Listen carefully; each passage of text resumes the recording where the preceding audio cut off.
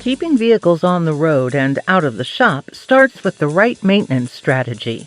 It's all about increasing uptime and driving profitability. The mobile maintenance space is booming, really from the standpoint of trying to eliminate downtime as much as possible.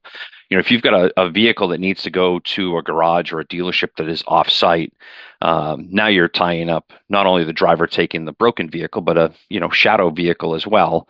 And now that vehicle could be tied up for parts delay, time in the bay, whatever it might be. So anything related to preventative maintenance and everything else is really looking at focusing on the uptime of that vehicle.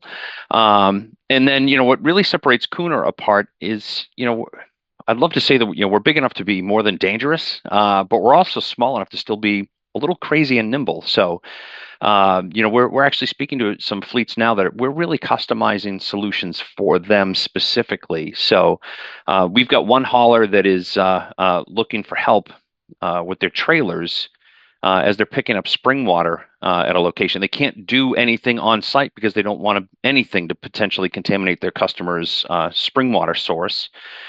So we're actually leveraging another potential customer to use their site to do the inspections and the repairs to keep the spring water hauler moving without possibly contaminating the source of the water.